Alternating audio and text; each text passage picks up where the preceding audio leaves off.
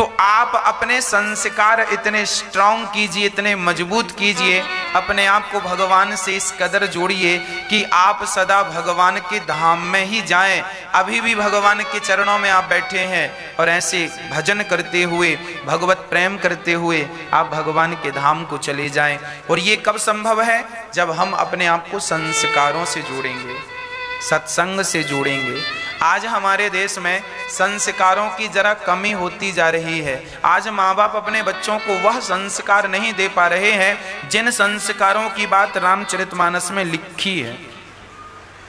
अभी देखिए वशिष्ठ जी नामकरण संस्कार कर रहे हैं। आगे जब भगवान पढ़ने के लिए जाएंगे तो वहां पर एक बात लिखी है कि जब राम जी पढ़कर आते हैं तो पढ़कर बेटा आ गया है, पता कैसे चलेगा? आजकल तो माँ बाप डिग्री चेक करते हैं, वाह फर्स्ट नंबर आया, इतने तुमने नंबर लाए, यह ग्रेड आया आपका, वाह। माँ बाप आजकल ग्रेड देखते हैं। आजकल माँ बाप बच्चों की अंक सूची में नंबर चेक करते हैं, जबकि पहले के जमाने में ये सब नहीं होता था। कैसे? बच्चे का सर्टिफिकेट नहीं बताएगा कि ये कितना पढ़ा है, बच्चे का व्यवहार बता देगा कि ये कितना पढ़ा है। एक तो होता है सर्टिफिकेट, है ना? आजकल बच्चों के पास क्या है? कागज है, ये महाराज जी हमने पीएचडी की है, ये रहा कागज, सर्टिफिकेट है। आपके कागज में तो पीएचडी है, आपके व्यवहार में कितनी पीएचडी है? रियल कागज क्या साथ में ले जाओगे? इसीलिए पहले की शिक्षा और आज की शिक्षा में बस यही अंतर हुआ है कि पहले की शिक्षा व्यक्ति के चरित्र में दिखती थी, व्यक्ति के स्वभाव में, नेचर में दिखती थी, और आज की शिक्षा केवल कागजों में दिख रही है। मैं पढ़ा लिखा हूं, ये कागज बता रहे हैं, पर रियल में पूछा जाए कि क्या तुम्हारे पास अक्ल है? माँ बाप से बोलने का क्या तुम्हारा लिहाजा है? कैसे बोलते हो? अपने से बड़ों से तुम कैसे बात करते हो? तो बात करने की भी समझ नहीं है, अपने से बड़ों से कैसे बात करनी चाहिए। और डिग्री है पीएचडी की, और बात करने का तरीका नहीं सीखा साहब ने, है ना? कागज में तो डिग्री है पर चरित्र में कुछ नहीं है। इसीलिए अब राम जी जब पढ़कर आए, गुरु वशिष्ठ जी के पास जब राम जी पढ़ने गए, और अल्पकाल विद्या सब पाई, गुरु ग्रह गयऊं पढ़न रघुराई। जब राम जी पढ़ने गए और पढ़कर आए तो जानते हो, पढ़कर आए तो राम जी ने क्या सीखा? लिखा है प्रातः काल उठ के रघुनाथा। लिखा है प्रातः काल, मतलब भगवान सुबह 4 बजे उठ जाते हैं, क्योंकि उनकी जमाने में डिग्री नहीं होती थी ना, तो वो 4 बजे उठ जाते। और आजकल के बच्चे जिनके बाद डिग्रियां, वो 10 बजे उठते हैं सोकर। ज्यादा पढ़े लिखे हैं ना, ज्यादा आराम करेंगे, 10 बजे सो के उठेंगे। क्यों 10 बजे सो के उठे? महाराज जी ज्यादा पढ़े हैं, हमारे पास ज्यादा डिग्रियां हैं। हाँ, हम बहुत ज्यादा पढ़ चुके हैं। 10 बजे सो के उठे, मन के मालिक हो गए हैं। हमें समझाना मत, हम खुद ज्ञानी हैं, हमें उपदेश देने की जरूरत नहीं है, हम सब जानते हैं। मम्मी तुम हमारे लिए लड़का ना ढूंढना, हम खुद ढूंढ लेंगी, समझदार हैं, ऐसी थोड़ी पढ़े हैं, सब पढ़ लिया हमने। पापा हमारे लिए लड़का ढूंढने की जरूरत नहीं है, हम खुद लड़की ढूंढ लेंगे। हमारे लिए ना लड़का ढूंढो ना हमारे लिए लड़की ढूंढो, हम पढ़े लिखे लोग हैं, हम अपना निर्णय खुद लेंगे, हम पढ़ लिख गए हैं। जब तक मन करेगा तब तक सोएंगे, जो मन करेगा वहां जाएंगे, जो मन करेगा वो खाएंगे। अरे बेटा अंडा ना खाया करो। अरे पापा तुम पुराने जमाने के हो, जानते हो अंडा में क्या क्या होता है? हाँ, आपको पता नहीं है? अंडा आजकल बच्चा माँ बाप को ही पढ़ा देता है, अब बेचारे चुप रह जाते हैं। आज की शिक्षा आपको कहां से कहां ले आई। इसीलिए कहा करता हूं, पहले के जमाने में रसोई में चप्पल पहन के कोई भोजन नहीं बनाता था, क्योंकि पहले के लोग अनपढ़ थे, कम पढ़े लिखे थे, तो चप्पल पहन के रसोई में नहीं जाते थे। आज पढ़े लिखे हैं, बहू पढ़ी लिखी है, चप्पल पहन के रसोई में जाती है, बेचारी को हो सकता है ये भ्रम हो कि हो सकता है रसोई में कुछ कांटे वाटे हों, कुछ कांटों का डर रहता है, सो चप्पल पहन के रसोई में भोजन बना लेती हैं। एक बात बताऊं, जब हमारे देश के जवानों को गोली लगती है तो उन्हें यह बात बताई जाती है कि देश का जवान जब शहीद होता है, छाती में गोली लगती है तो वो अपने मिट्टी को उठाकर अपनी छाती से लगाता है। जननी जन्म भूमश्चा स्वर्गादपि गरीयसी। जिस मिट्टी पर तुम बैठे हो ना, इस मिट्टी को हमारे यहां माता कहा जाता है। क्या कहा जाता है? माता। और जब आप रसोई में भोजन बनाते हैं ना, तो आपके पांव जब जमीन में होते हैं तो आप अपनी माँ की गोद में होते हैं। माँ से एक कनेक्शन होता है, एक कनेक्टिविटी होती है। माँ जो धरती माँ है ना, वो हमें एक पॉजिटिव एनर्जी देती रहती है, पॉजिटिव ऊर्जा देती रहती है। और जब आप चप्पल पहन लेते हैं तो जो पृथ्वी से आपको भोजन बनाने के समय पॉजिटिव एनर्जी मिल रही थी, वो तो चप्पल के कारण रुक गई। तो भाई सिंपल है, आप फेस का तार पकड़ लीजिए, अर्थ आप मत पकड़िए तो करंट नहीं लगेगा, है ना। आप यदि फेस का तार पकड़ लें और चप्पल पहन के तब तार पकड़ें तो आपको करंट नहीं लगेगा, और आप चप्पल उतार के यदि फेस का तार पकड़ लें तो आपको करंट लगेगा। ये बात साइंटिफिक है कि नहीं? हाँ या ना? फेस का तार देखो, प्रैक्टिकल ना करना, जिन्होंने किया है मैं उनकी बता रहा हूं, आप ना करने लग जाना। फेस का तार पकड़ लेने के बाद यदि आपने चप्पल पहन रखी है तो जमीन से जो अर्थ मिल रहा था वो अर्थ चप्पल के कारण कट गया, आपको करंट नहीं लगेगा। और चप्पल उतार के तार पकड़ लीजिए, फेस का करंट लग जाएगा। ये साइंटिफिक है, विज्ञान कहता है और दिखता है ये। अब सोचिए कि पृथ्वी में कुछ तो है, ना होता तो करंट कैसे लगता? कुछ एनर्जी है ना, यदि ना होती एनर्जी तो करंट कैसे लगता? मतलब वो एनर्जी जो थी वो तुम्हारे पांव से होती हुई तुम्हारे हाथ के द्वारा तुम्हारे भोजन में जाती है। जब तुम आटा की लोई बनाती हो, रोटी बनाती हो ना, तो वो जमीन की जो एनर्जी है, पॉजिटिव एनर्जी, वह भोजन जाती है भोजन में, और भोजन के द्वारा वह हमारे पेट में जाती है। पर आपने चप्पल पहन के भोजन बनाया तो वो एनर्जी कट हो गई। इसके कारण आपको क्या लगता है? छोटी छोटी बातें मायने नहीं रखती, बहुत मायने रखती हैं। भगवान को भोग लगाओ, पवित्रावस्था में लगाओ, जमीन में कुछ बिछा लो, सर्दी है, टाइल ठंडी है, पत्थर किचन का ठंडा है, कुछ बिछा लो, ये ऑप्शन तो हो सकता है। पर चप्पल पहनने के बाद रोटी बनाएं और उस भोजन का भगवान को भोग लगाएं, ये तो कहीं से कहीं तक शोभा नहीं देता। हम अयोध्या में संतों के बीच में रहते थे। हमारी रसोई में, संतों की रसोई में क्या मजाल की कोई पहुंच जाए, कोई पहुंच जाए। अरे भाई, साधु लोग बड़ी पवित्रता का ख्याल रखते हैं, उनकी रसोई में कोई प्रवेश नहीं कर सकता, कैसे भी नहीं प्रवेश कर सकता। और तो सब ठीक है, आप ज्यादा कपड़े पहनकर भी प्रवेश, साधु लोग ज्यादा कपड़े पहन के भी प्रवेश नहीं करते।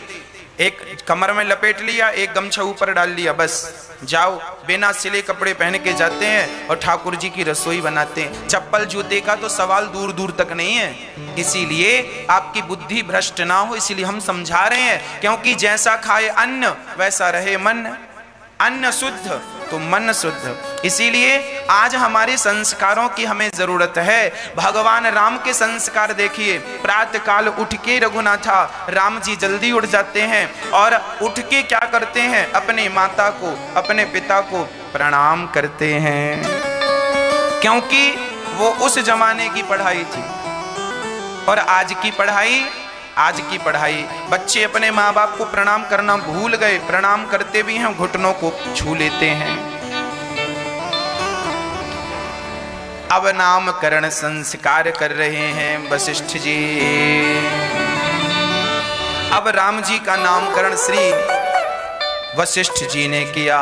जो आनंद सिंधु सुख राशि, जो आनंद के सिंधु हैं, जो आनंद के सागर हैं, उनका नाम है राम। रमन्ते योगी नाम यस्य सह रामः।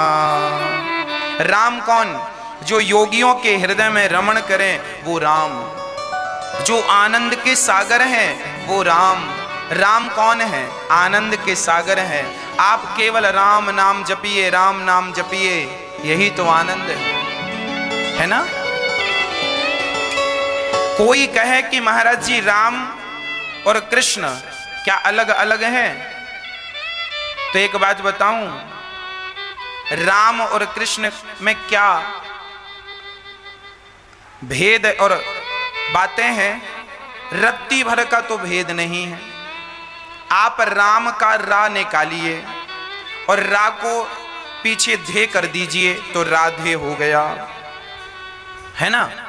रा का रा निकाल लीजिए, राम का रा निकाल लीजिए और रा के पीछे धे लगा दीजिए तो राधे हो गया। रा से राधे और मां से श्याम। रा में रा निकाल दिया आपने बचा मां, तो मां में आप श्या जोड़ दीजिए तो श्याम हो गया। तो जो राधे श्याम है वही सीताराम है ना? राम शब्द जो है राधे श्याम का ही शॉर्ट फॉर्म है। Full form Radhe Shyam, short form Ram. तो जो राम है और जो श्याम है, इनमें रत्ती भर का भी हमें अंतर सपने में भी नहीं समझना चाहिए। तो राम जो नाम है यह आनंद का सागर है। जो अर्थ राम नाम का है वही अर्थ कृष्ण नाम का है। करस्यति कृष्ण। और आनंद के जो सागर हैं, सुख के भंडार हैं, सुख राशि, ऐसे भगवान का नाम वशिष्ठ जी ने कहा इनका नाम राम होगा। राम जैसा कोई नहीं, राम जैसे तो सिर्फ राम है। एक सज्जन ने हमसे यात्रा, हम ट्रेन की यात्रा पर थे, ट्रेन में यात्रा कर रहे थे। एक सज्जन ने हमसे पूछा, महाराज जी आप राम जी को जानते हैं? हमने कहा बिल्कुल जानते हैं। बोले कौन है? हमने कहा हमारे भगवान हैं। उन्होंने कहा ये बताओ कि आप राम को भगवान क्यों मानते हैं? उन्होंने हमसे सवाल किया पलटकर, आप राम को भगवान क्यों मानते हैं? हमने कहा बता रहे हैं, सुनो। हम राम को भगवान इसलिए मानते हैं क्योंकि राम ने अपनी मां कौशल्या को जमहाई लेते समय, जैसे कृष्ण कन्हैया ने मां यशोदा को मिट्टी खाए और मैया ने कहा लाला मुंह खोल, मुंह खोला तो इतने से मुंह में संपूर्ण ब्रह्मांड मां ने देखा। उसी प्रकार एक दिन भगवान श्री राम जमहाई ले रहे थे और मां कौशल्या ने देखा तो भगवान राम के इतने से मुंह में सारा ब्रह्मांड नजर आया। ये बात इसलिए आई, राम जी ने मां कौशल्या को इसलिए दिखाया कि हो सकता है आने वाले युग में लोग ये बातें करने लग जाएं कि राम जी भगवान थे तो भगवान होने का प्रमाण पत्र दो। तो प्रमाण पत्र मांगेंगे सो दे देना कि इतने से मुंह में इतना बड़ा ब्रह्मांड दिखाने वाला कोई सामान्य व्यक्ति तो हो नहीं सकता। तो पहला प्रमाण। हमने कहा साहब ऐसा है कि यदि आप अपने मुंह में हमें सारा ब्रह्मांड का दर्शन करा दो तो हम राम को भूल कर हम आपको ही भगवान मान लेंगे। क्या आप करा सकते हैं? उन्होंने कहा नहीं। अब हमने कहा दूसरा सुनो। हमने कहा हम राम जी को भगवान इसलिए मानते हैं क्योंकि राम जी ने अपनी माँ की बात मानी और माँ की बात माने कहा 14 साल के लिए वनवास जाओ। तो कोई और बेटा होता तो कह देता माँ मैं क्यों जाऊं, पर धन्य है राम की माँ ने कहा और तुरंत वनवास के लिए निकल पड़े। हमने कहा आपके पिता ने और आपकी माँ ने आपको घर से निकाला होता तो आप तो अपने माँ बाप पर केस कर देते, परंतु बिना प्रश्न किए राम जी प्रसन्न चित्त से घर निकल गए, घर से निकल गए और 14 साल तक माँ की आज्ञा मानकर, जब सोचो पिताजी सिधार गए, उसके बाद भरत जी गए थे कि चलो भैया जी अब तो पिता भी नहीं है, आप लौट चलो। सारी प्रजा, सारे लाखों लोग राम जी को लेने चित्रकूट गए थे कि नहीं? सारे लोग लेने गए। आपको 4 लोग मनाने आ जाएं तो हम मान जाते हैं। आप कहेंगे चलो भाई हमारी थोड़ी गलती, इन लोग लेने आए हम आ गए, बहाना मिल जाता। लेकिन राम जी को लेने के लिए सारे नगर के लोग गए थे, बच्चों से लेके बूढ़े तक, और सबने, और उन माँ ने भी, कैकेयी ने भी कहा था ना राम वनवास जाओ, आज वह माँ भी संग आई है, राम जी वापस चलो, आई है ना, लेने आई है ना। परंतु राम जी वापस नहीं गए कि मैं अपने मरे हुए पिता को, मरे हुए पिता के वचन का भी, मैं उनके वचन का उल्लंघन नहीं करूंगा। मातृ देवो भव पितृ देवो भव, पिता की आज्ञा भगवान की आज्ञा है, माँ की आज्ञा भगवान की आज्ञा है, मैं उस आज्ञा का कभी उल्लंघन नहीं करूंगा। और धन्य है राम, हमने कहा आप भी 14 साल वनवास में रह के देख लीजिए, और 14 साल बाद आप वापस आए तो हम आपको भगवान कहेंगे। आप भी 14 साल वनवास में रह के देख लीजिए, नंगे पांव जरा जंगल जंगल चलिए, और इतना करने के बाद आप अपनी मर्यादाओं में मस्त रहें तो आप स्वयं भगवान हो जाएंगे। भगवान राम इतनी कठिन, इतनी विषम परिस्थितियों में भी राम जी पॉजिटिव रहे, सकारात्मक रहे, इसीलिए राम जी भगवान हैं। हाँ, हमारे और आपके बस की ये बातें नहीं हैं, हमारे और आपके बस की बातें नहीं हैं। ये सब हमारे और आपके बस में कहाँ है बताओ। हाँ, पैदल चल कर द्वारिका जाना सबके बस की बात नहीं है। राम नाम का रस पी लेना सबके बस की बात नहीं है। राम नाम का रस पी लेना, सब लोग ये पी नहीं सकते रस, जिनके वश में है वो भगवान तक पहुंच जाते हैं। इसका अर्थ ये बिल्कुल नहीं है कि आप लोग भजन ना करें, भजन करें और भगवान से यही प्रार्थना करें कि हे नाथ, मैं तो आपके योग्य नहीं हूं, पर मुझे ये विश्वास जरूर है कि यदि आपने गणिका और अजामिल को अपने योग्य बना लिया था तो मुझे भी आप अपने योग्य जरूर बनाएंगे। जैसे गाय बछड़े को चाट चाट कर स्वयं निर्मल करती है, बछड़ा अपने से निर्मल नहीं होता, उसी तरह हम भगवत शरण में जाएं और भगवान की शरणागति जब हम करें तो भगवान की कृपा हमें निर्मल कर देगी। हाँ, हम अपने से निर्मल नहीं हो सकते। ऐसे सुख के धाम राम का नामकरण हुआ। जो विश्व का भरण पोषण करें उनका नाम भरत। आप अपने कोठार रूम में जहाँ अपने घर में अनाज रखते हैं, चावल दाल सब रखते हैं, वहाँ भरत जी का नाम जरूर लिखा करें, क्योंकि अन्नपूर्णा जो माता है स्वयं भरत जी ही उसके पूरक हैं। इसीलिए जो भरत जी का स्मरण कर लेते हैं वो भूखे नहीं रहते, कहीं ना कहीं अन्नपूर्णा उन पर जरूर कृपा करती हैं जो भरत जी का स्मरण करते रहते हैं, है ना। इसीलिए विश्व का भरण पोषण करने वाले ऐसे भरत, इनका नाम कैकेयी पुत्र का नाम भरत गुरु जी ने रखा। लक्षण धाम राम प्रिय और जाके सुमिरन तेरे पुनासा, नाम शत्रुघ्न वेद प्रकाशा। जिनके नाम से दुश्मनों के छक्के छूट जाए उनका नाम शत्रुघ्न है। ऐसे शत्रु जो शत्रु का हनन करे, शत्रु को मार डाले, वो शत्रुघ्न है। शत्रुघ्न जी का स्मरण करते ही शत्रुओं का नाश हो जाता। ऐसे शत्रुघ्न जी को हृदय में बसाते हुए लक्षण धाम राम प्रिय सकल जगत आधार, गुरु वशिष्ठ ते ही राखा लक्ष्मण नाम उदार। इनका नाम होगा लक्ष्मण। अच्छा, इनका नाम लक्ष्मण क्यों रखा गया?